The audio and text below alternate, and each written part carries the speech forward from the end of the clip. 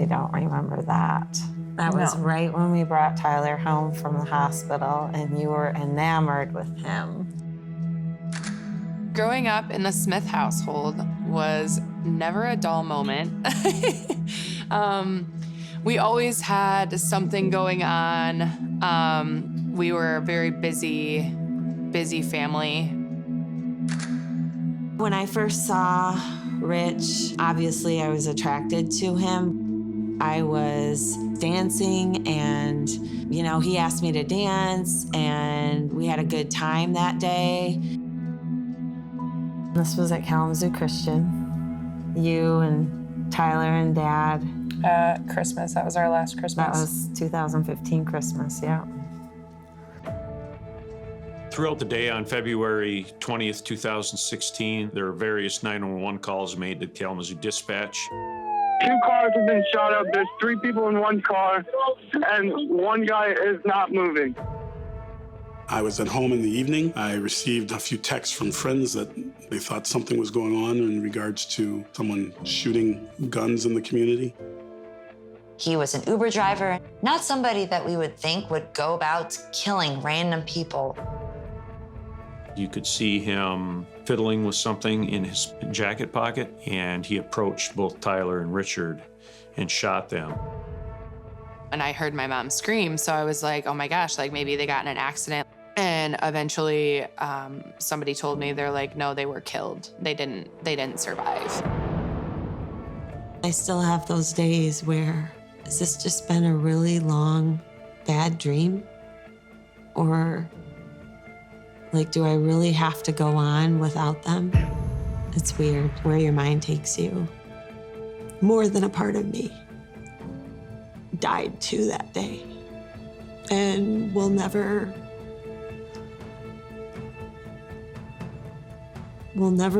live again.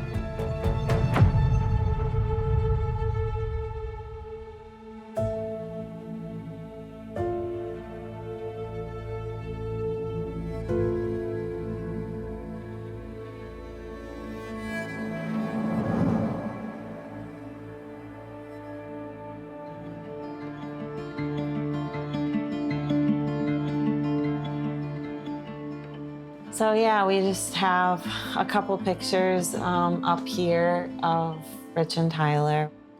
This is Tyler's senior picture. More of Tyler when he was growing up. And Tyler had a Pontiac Solstice, and so one of his pictures for his senior pictures was with his Solstice. And it was on the beach. He wasn't supposed to be on the beach, but he drove that car right up there, and we were able to get the picture before we got in trouble.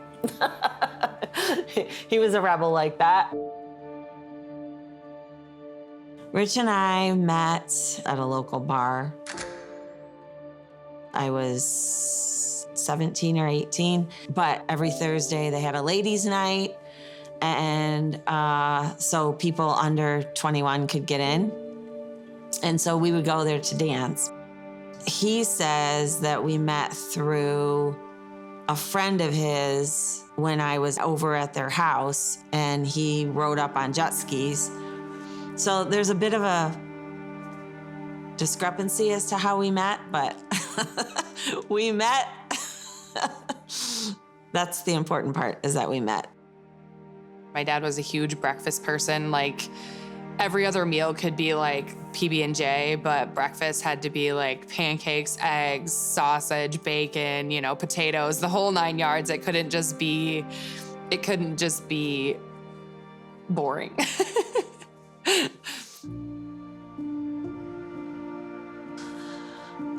Rich was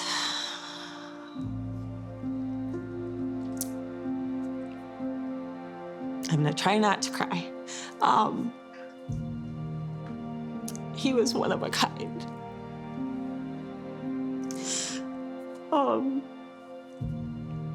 He supported me no matter what, even if I was wrong. My brother was in sports, I was in sports.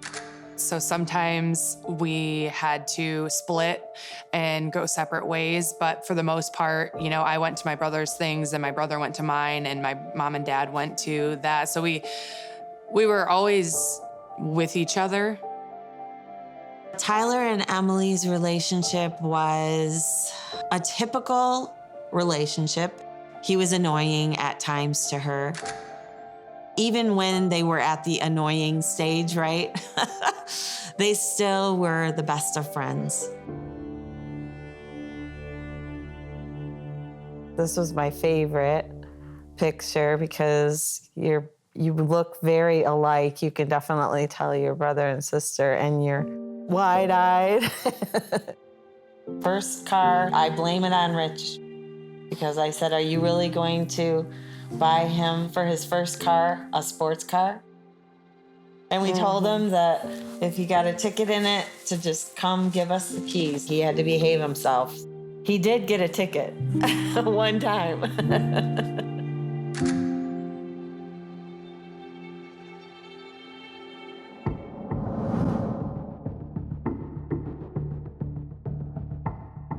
February 20th, 2016, I woke up and I didn't have to work because it was Saturday.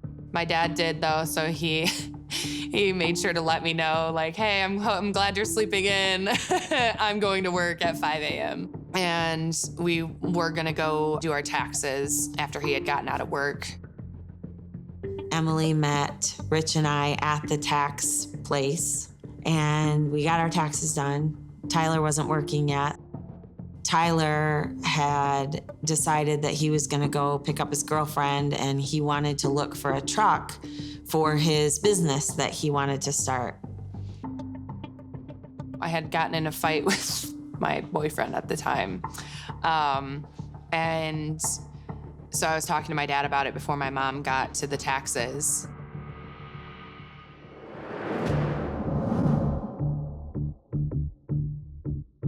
Every Saturday, usually, my daughter and I liked to country line dance.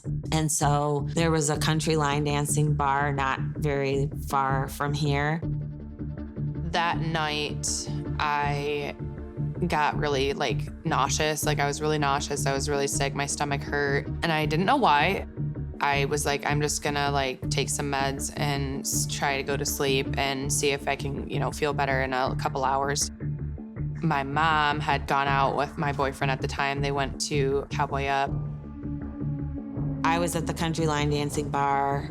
Emily was sleeping in her apartment, and I didn't know this, but Rich and Tyler were out with Alexis, and Tyler was showing Rich the trucks that he had looked at that day.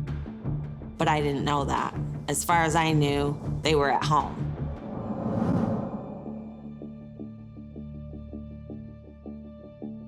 On February 20th, I was actually at my house and was getting ready for bed when I got a call from one of our detectives at the state police who said that we had a quadruple homicide.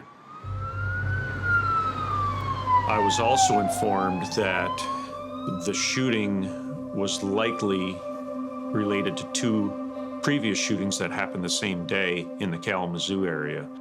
I got dressed and immediately responded to the scene. I remember somebody coming up to me at the country line dancing bar and telling me, hey, do you think that we should call Emily? And they said, well, there's somebody going around Kalamazoo shooting people. And I'm like, what? Where? It was on Stadium Drive, which was a ways away from where her apartment was. I'm like, no, she's 3rd level apartment. She's back in the woods. There's no way that anything's gonna happen. Don't upset her because she doesn't need to know. We went about our night. We ended up leaving early because I was ready to leave and her boyfriend was ready to leave. So I went out, got in the car. He was driving. And I plugged in my phone charger and, I have all these millions of texts from my twin sister. And I had a missed call from Alexis's mom on my phone, and I was reading my sister's texts, and she was like, "Where is Tyler? There's some guy going around, shooting people, and we just were trying to get a hold of him, so can you let me know once you hear from them?" That was basically her texts, right? But it was over and over and over again. So I immediately texted Tyler, and I said, "Hey, Alexis's mom called. My phone had died, so I'm just now getting it. If this wakes you up, can you just have Alexis call her mom, because I'm sure she's worried about her or whatever." And usually Tyler will respond back and say, "Okay," to know that he got the text, and he didn't.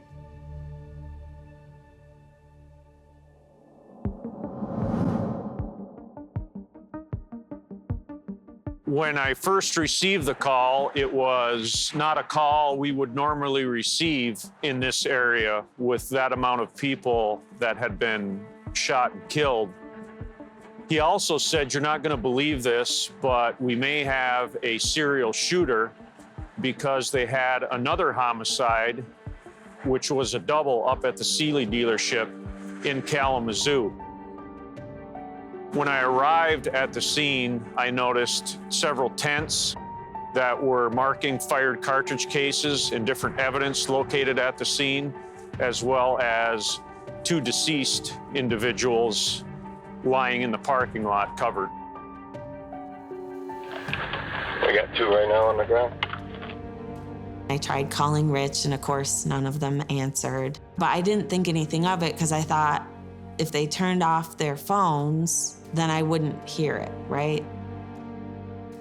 When I didn't get either one of them, then I told her boyfriend, "Well, maybe you better take me to my house so that I can just check and make sure that everything's okay." I came in through the front door. I noticed that the kitchen light was on, which was out of the ordinary, but I didn't really think much of it. But it wasn't until I walked down the hall to our bedroom and I opened up the door and Rich wasn't there.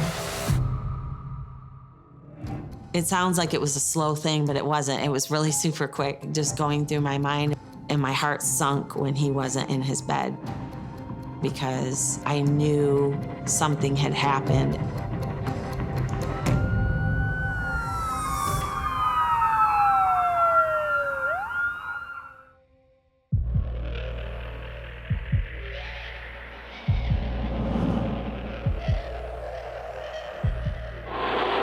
We have 2 down. I have 1 female in a vehicle, a Range Rover. It appeared to be a father and son based on the information that we had. And the son's girlfriend was also still at the scene. And she was being interviewed and had told us that she had witnessed the entire murder. All I remember is that he had gray hair. I don't know where he came from. He came from over here, and he was like... In total, we had 16 fired cartridge cases, and one of the bodies was hit 9 times and the other was hit 7 times. At that point, Emily's boyfriend had come in the front door, and I had run back out into the kitchen, and I said, "It's them, it's them. We have to go. We have to go to Stadium Drive." And he's like, "What are you talking about?" And so I just started yelling at him and telling him to go get in the car. And then I called 911. And I told them who I was, and I was asking what hospital Rich and Tyler were at. Emily's boyfriend said, "Let's go get Emily," or we should go check on Emily. And so I'm like, okay. And so I gave the 911 operator the address of her apartment. The whole ride there, I was trying to get her to tell me. And I said, the news said that the sister was in the back seat. I said, it wasn't. I said, if this is Tyler and Rich, it wasn't the sister. It was Tyler's girlfriend, Alexis. And I said, is Alexis okay? And the 911 operator said yes. And I heard my mom scream from out in my parking lot, and I looked at the time, and it was like 3 o'clock in the morning. And I was like, what in the world is going on? She came downstairs and she walked out, and I was at the back of the car, and I just looked at them and I just kept saying, they're gone, Daddy and Tyler, they've been shot, they're gone. Throughout the day on February 20th, 2016, there were various 911 calls made to Kalamazoo Dispatch. It started with the shooting over at the Meadows Apartments. Kalamazoo County 911. And then that segued into a second shooting up at the Sealy Right of Richard and Tyler Smith. 911, where's your emergency? Yes, my boyfriend and his dad just got shot at the Fury Auto Group. Are they on the ground? Yes, and they're not moving. Okay, stay on the phone. I gotta get officers en route. Okay. And then the last shooting was the culmination of the other two, which took place at the Cracker Barrel located on 9th Street, in which 5 individuals were shot. Kalamazoo County 911. Hello, 911. Cracker Barrel. Yep. Yep. Are you okay, ma'am? We've been shot. Where were you shot? All over my heart, I think. Your heart? Okay. We've got help on the way. My instincts were, because of the related crimes that we had, that we are going to have to move as quick as we can on this, because if these 3 crimes are related, this person is not going to stop. I just thought it was a nightmare, and I wasn't really even hearing the words that they were saying. All I kept saying is whatever they said, I don't even know what they said, but I remember that I said, what do we do now?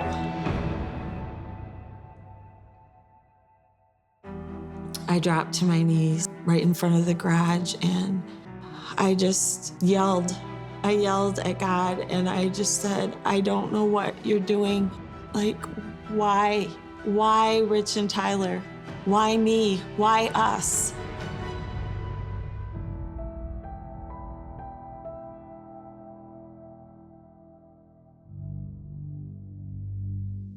I was at home in the evening.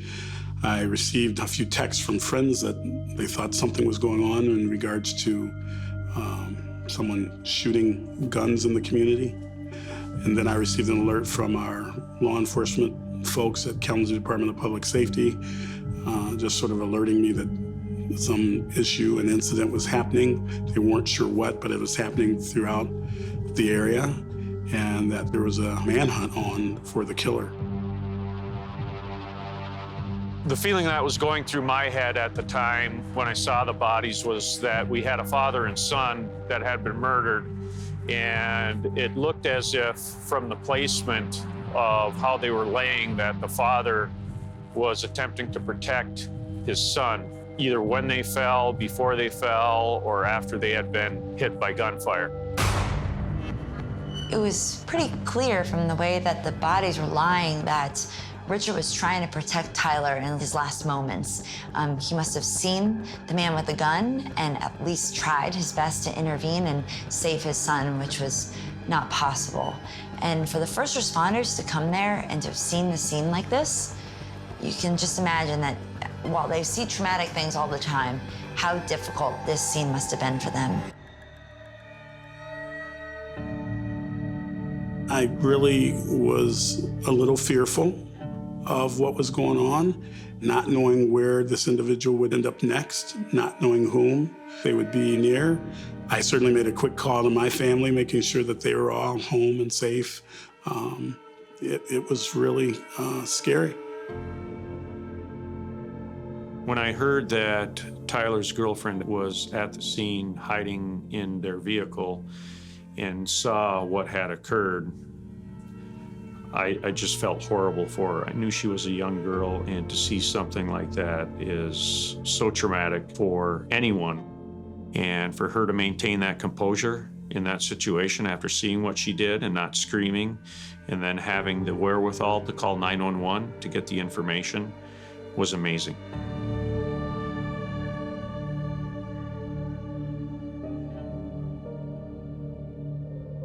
I didn't really have an emotion. I don't remember having feelings. I just felt numb. I smoked cigarettes at the time, so I just went out on my deck and just probably smoked an entire pack of cigarettes because that's what I did. And my mom called my aunt and told her what had happened.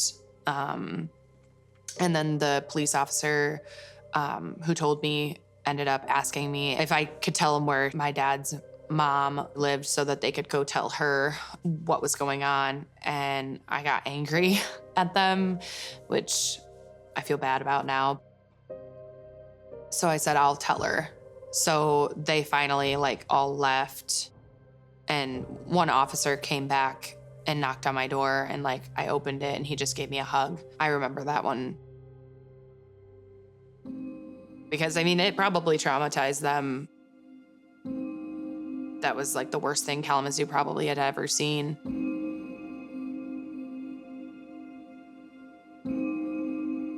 I'd never experienced anything like this. I had heard of shootings and was alerted to shootings as mayor. We're not a super dangerous town. This incident was so widespread.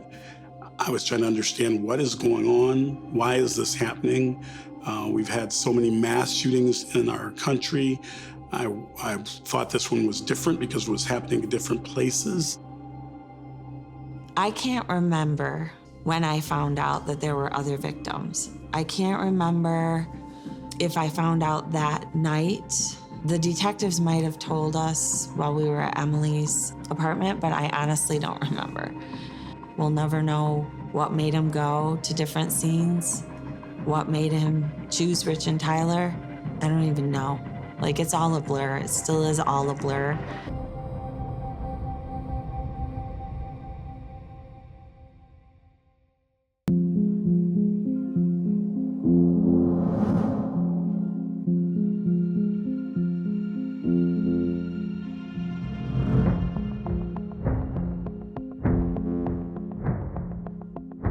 What we have here is the video surveillance of the Kia dealership on February 20th, 2016. And you can see right here is the Smiths pulling in their vehicle to go look at the cars on the lot.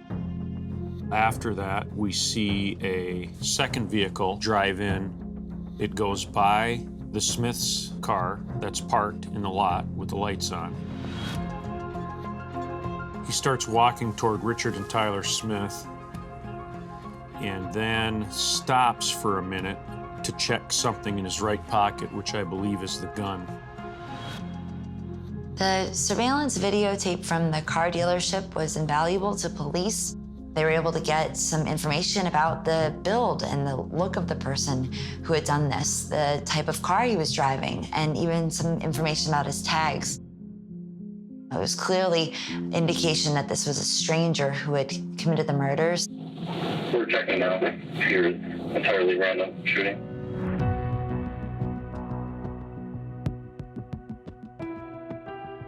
Initially, we had a lead on a potential dark color vehicle that was gleaned through surveillance footage at both Sealy Wright, the car dealership, as well as the Cracker Barrel. We also had two witnesses that saw a vehicle leaving the Cracker Barrel at a high rate of speed after our victims had been shot in the parking lot.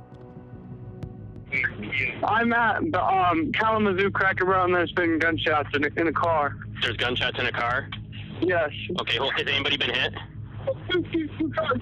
Two cars have been shot up. There's 3 people in one car, and one guy is not moving. What's the vehicle that fired the gun? It's a blue HHR, dark blue, and it drove off right as we pulled up. We had a vehicle description, which was a Chevrolet HHR dark colored vehicle. So with all of that information put together, it was at that point that he became the primary suspect. He's running back to his vehicle, which is the HHR. He gets into the driver's side, turns on a light, pulls out, and then continues out of the frame.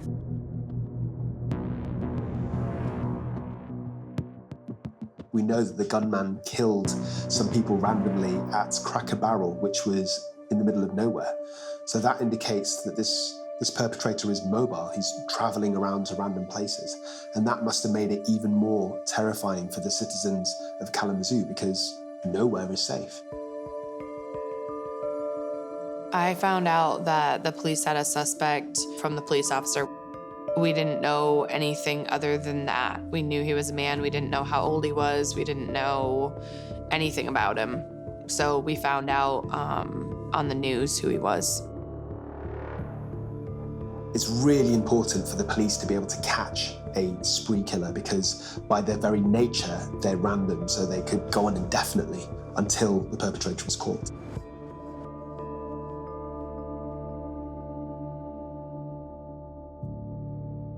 Jason Dalton became the suspect when he was pulled over in Kalamazoo at 12:40 a.m. And at that point, when he was pulled over, he was in possession of a bullet-resistant vest, which he was wearing, as well as a 9mm firearm. He was pulled over, and it was actually a traffic stop that was, I don't want to say routine, but not what you'd expect. Keep your hands out where we can see them. Come over here on your side here. What I was expecting to happen when this individual got pulled over is he or she was going to shoot at police or maybe kill himself, which is common in these types of situations, but that is not what happened. One detained. Has a firearm on his person. Clear on it, 1 detained, firearm on person at 41 minutes. When I was first notified about the case, it was approximately about 7 a.m. I responded to the 5th District Headquarters office, where I made contact with all the investigators. That they were pretty tired. They'd been working all night. I spoke with Lieutenant Christensen. They gave me a quick briefing, advised that Mr. Dalton, the suspect, was saying that he was having issues with the Uber app that had caused him to do this situation, do the shooting. As I was leaving to go speak to him, our phone tech was working on Mr. Dalton's cell phone. So I asked to look at his pictures to see what was important to him. And he had very few pictures of his family. And he had a lot of pictures of a black German Shepherd. As I was a former dog handler and had worked a German Shepherd myself, it gave me a conversation piece to be able to talk to him. Dalton's state of mind that day was odd, to say the least. The fact that he had killed the people that he did and was still picking up fares in between these killings is odd and strange. However, could those individuals within those vehicles when he was picking up a fare been a victim? They could have been, but it didn't fit the method of operation or his MO that he was using that day. In a case like this, where there's an Uber driver and he is picking up random people, a lot of times you'd think, well, why wouldn't he choose them to be his victims? Knowing the app, saw exactly where he would go and pick people up and drop them off. So if he killed them, he thought he would get caught too quickly, and he wanted to be able to commit more murders that way. When I made contact with Mr. Dalton for the first time, he was seated in a small room at the Kalamazoo County Jail. He had initially thought that I was his attorney, and I advised him that was not. And I told him my name, and I told him my rank with the state police. He initially stated that he didn't want to speak with me. I asked him if he liked soda, and he advised that he did. So I asked him if he wanted a Coke. He said he would like to have a Coke. So I gave him one of the Coca-Colas that I had purchased on the way to the interview. And Mr. Dalton and I sat and just talked about just general things. And we had drank a Coca-Cola together. We did develop information that Dalton visited gun shops prior to these shootings. We also know that Dalton had weapons in the past, guns. He was an avid shooter. The fact that he was armed and how he switched vehicles, how he switched guns after it didn't work, definitely tells me that these acts were premeditated by him. And he just pulled right over. Pulled right over. I think he had the gun on him. He had 9mm bullet in his pocket, wearing a bulletproof vest still. Is he cooperative? He hasn't said anything. What's his first name? Jason Dalton. Heard of him. So when I spoke to him about his German Shepherd, he was very open. Right after the whole dog conversation, we had known that Dalton liked guns. He actually told me that he had used a German gun during this incident. This was the first time a crime like this happened in the city of Kalamazoo.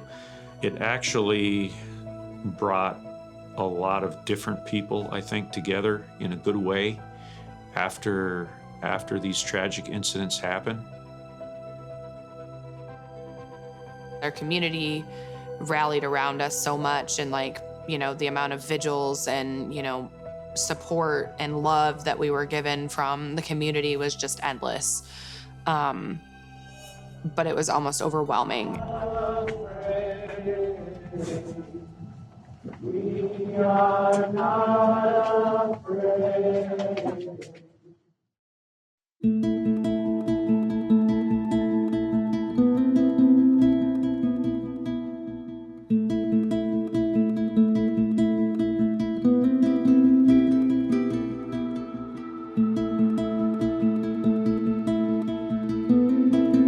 I don't know why Jason Dalton killed 6 people. I sat and spoke to him for several hours, but the why was not ever asked.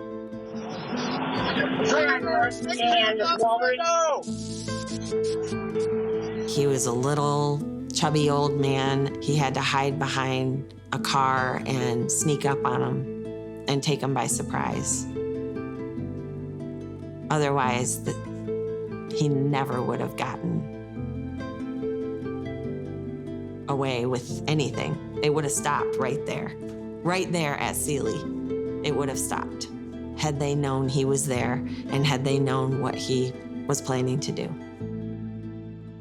You can only imagine how shocking it must have been, not just to see a man who appears somewhat out of nowhere on this car lot after hours, but then the next thing they see is that he has a gun. There's absolutely nothing good that's going to come next. Jason Dalton was very calm. He was very collective. He was very proper. He knew that there was nothing that he could do to turn this around or to change what had happened. He actually referred to himself as a monster. And he knew that there was nothing that he could say or do to make anything right about this situation. To this day, I regularly think about that situation and the entire sequence of events that day and what a tragedy it is and was. Sorry, I'm getting a little emotional here, sorry.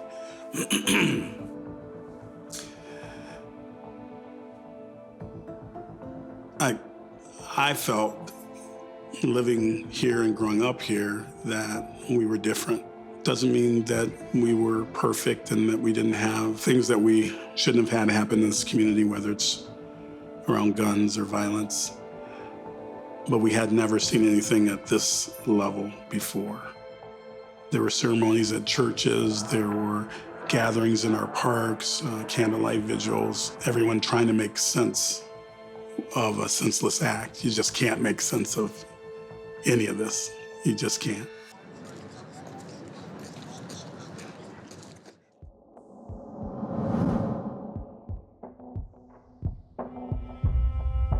The day that we were supposed to go to trial, he pled guilty to everything. But he waited, of course, for however many years that was, which, again, cowardly. Maybe he thought he was gonna get off on being insane. Oh, he's insane, all right, but it's nothing that he can hide behind. He knew full well what he was doing. And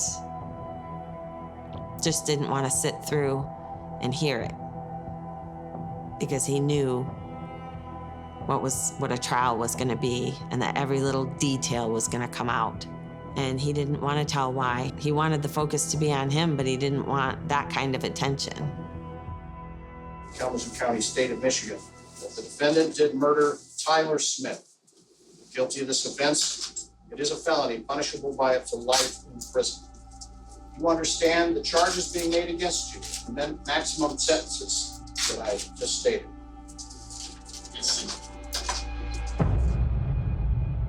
Right from the beginning of the arraignment through the court process, he was not remorseful.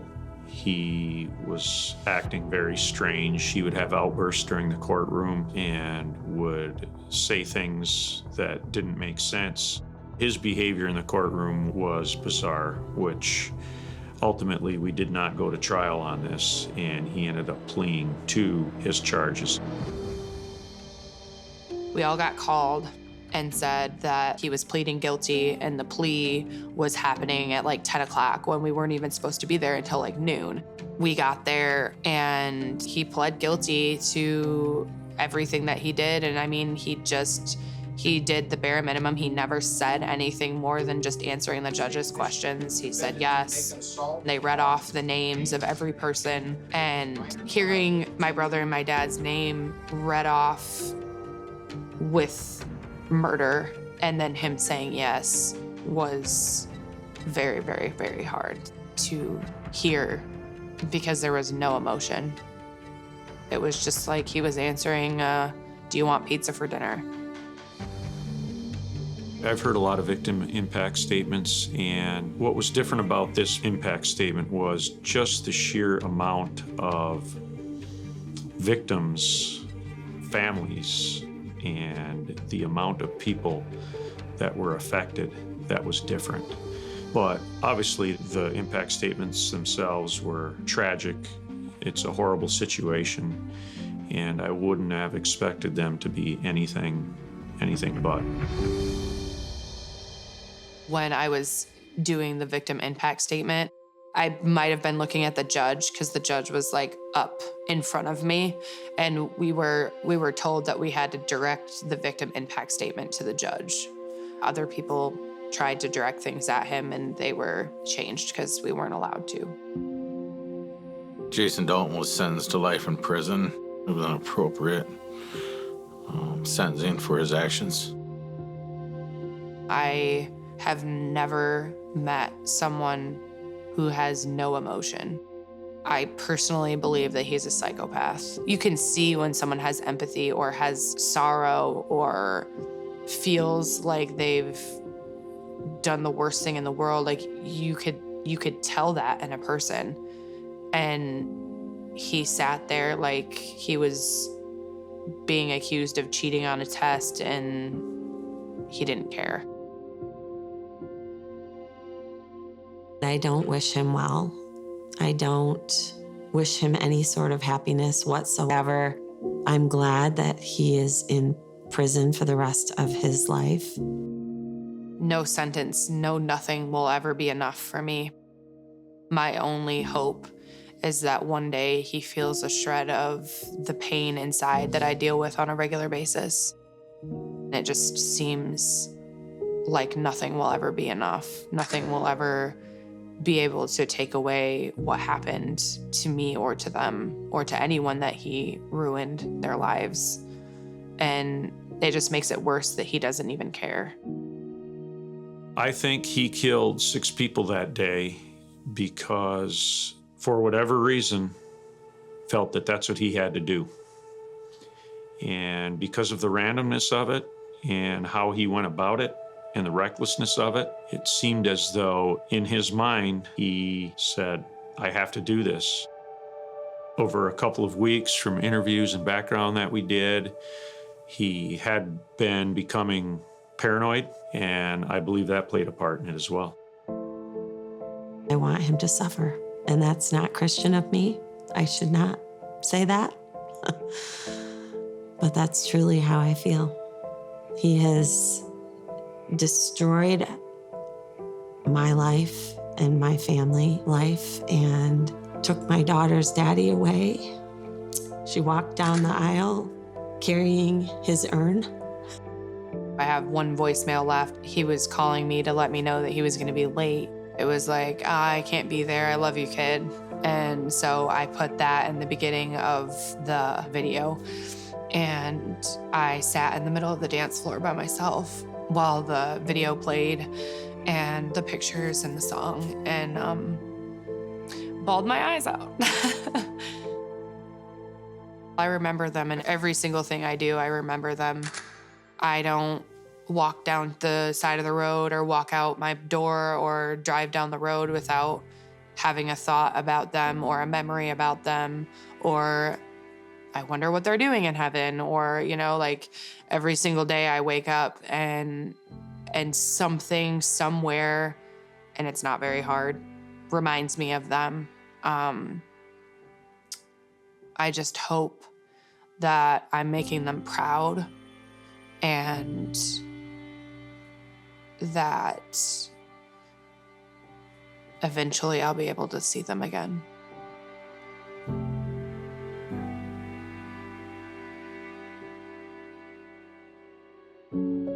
I feel horrible about what happened that day. It was a very tragic day for a lot of innocent people that did absolutely nothing wrong. They just had the unfortunate circumstances of coming across Jason Dalton.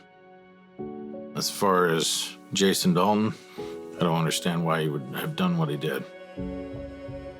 I feel that justice was done in this case from a legal standpoint with regard to the sentence that was handed down. I believe this was a first-degree murder, which is the most serious crime you can commit in the state of Michigan. However, the families are still suffering with loss. All of them are, and certain victims' trauma from the event. So in that regard, it's still difficult for the families every single day that they wake up. So justice was done legally, but there's still injustice in the acts that he committed and how he affected these families. I've written him hundreds of letters that I've never sent because I don't have any words for him, because nothing I say will ever change anything that happened. As much as my mom and I miss them and wish that we were all still a family, my mom and I have each other, and Tyler and Dad have each other. I guess it gives me comfort knowing that they aren't alone.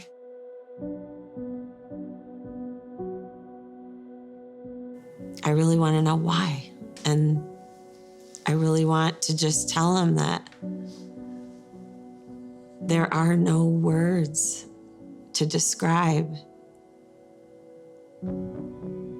what this has done to me and my daughter and my family.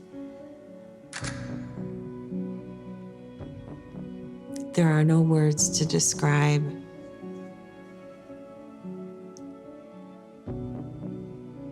what type of troubled, evil soul could do something like this.